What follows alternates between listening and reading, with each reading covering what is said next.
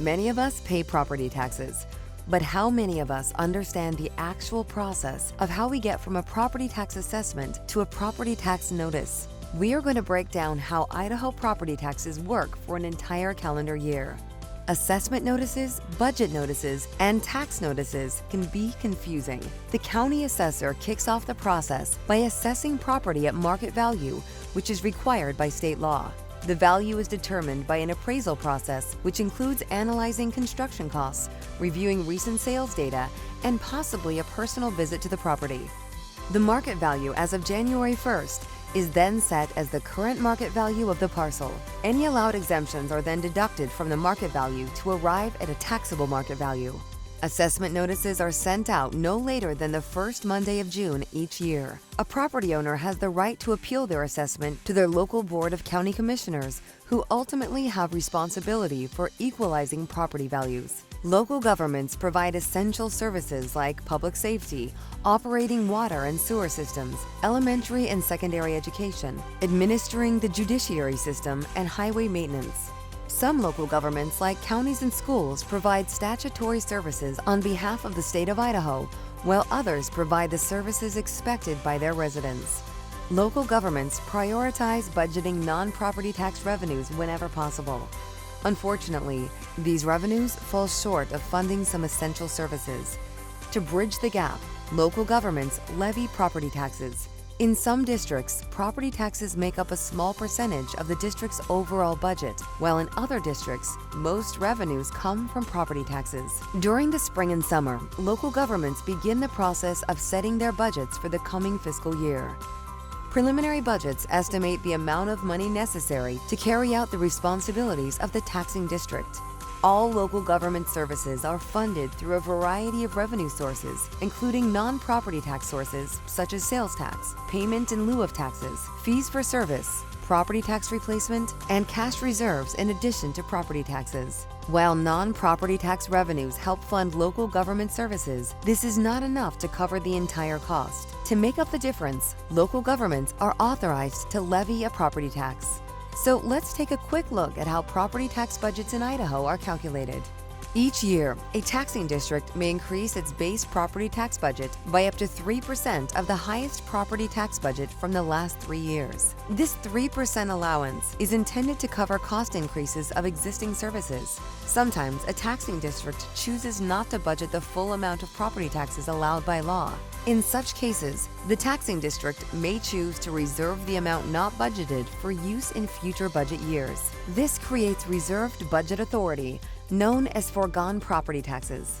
In addition to a 3% base property tax budget increase, local taxing districts are also allowed to increase their budget to account for new growth and development. This increases overall property tax budget capacity. This increase in property tax budget capacity is known as new construction. In order to calculate new construction, the taxing district calculates a preliminary levy rate based on their anticipated base property tax budget. The preliminary levy rate is multiplied by 90% of the taxable value of new development within the taxing district. This amount is known as new construction. In subsequent years, a taxing district may choose to budget no more than 1% of their total property tax budget from previously reserved foregone property taxes.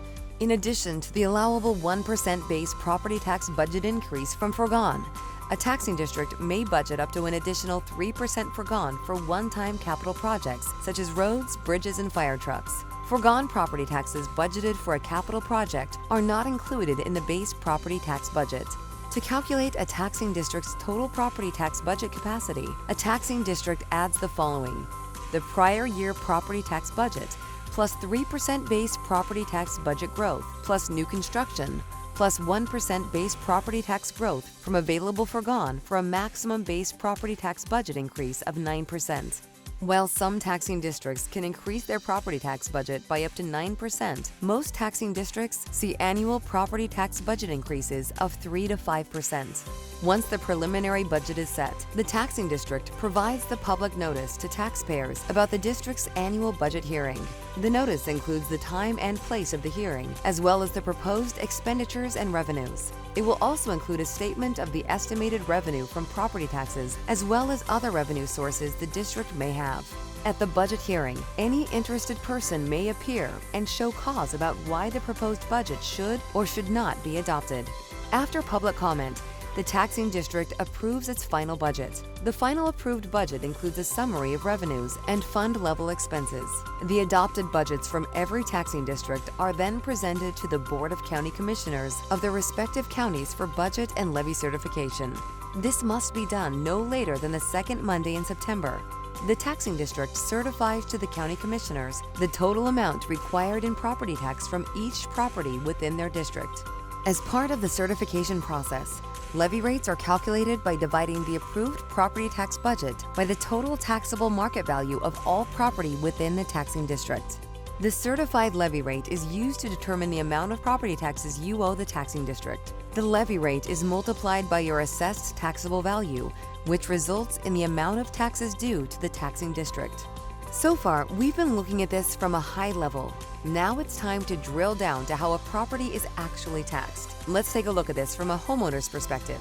The taxable value of your home is multiplied by the certified levy rate. This determines how much you owe in property taxes. If the taxing district's budget increased 6.8%, why did your taxes increase more than 6.8%? The answer is due to tax shifting. There are two types of tax shifts: an exemption-driven shift and a market-driven shift. Anytime a class of property is exempted from taxation, the property taxes that would have been paid by those property owners shift to all other property taxpayers in the district. As an example, increasing the homeowner's exemption shifts taxes away from owner-occupied residential properties to commercial, agricultural, and rental properties. Alternatively, if a class of commercial property were to receive an exemption, taxes would shift away from the exempted class of commercial property and onto residential and agricultural properties. Tax shifts also occur due to market fluctuations.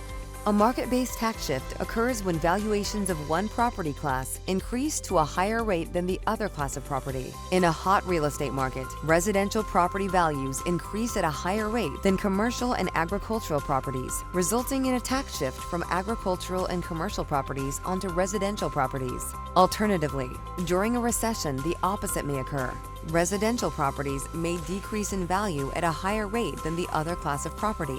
This results in a tax shift from residential properties to commercial and agricultural properties. Market-based tax shifts also occur when one class of property is replaced by another class of property. For example, in areas experiencing high growth, agricultural parcels are rapidly being converted to residential and commercial parcels, thus reducing the value of agricultural property on the tax rolls and increasing the value of residential and commercial properties. In November, property owners will receive their property tax notices. Each county treasurer issues a consolidated property tax bill on behalf of the taxing districts within their county. The property tax notice also includes a link to the county website where taxpayers can find information regarding the initiation and expiration dates of any bonds and voter-approved levies within the county. The final step in the property tax year comes when property taxes are due on or before December 20th. Once taxes are collected, the county clerk distributes property taxes to eligible taxing districts. Local taxing districts use property taxes to provide essential local government services like ambulance services, K-12 education, public safety, roads, bridges, operating courts, just to name a few. Come January 1st, the process repeats. We hope this helps demystify a year in the life of how property taxes are levied in Idaho.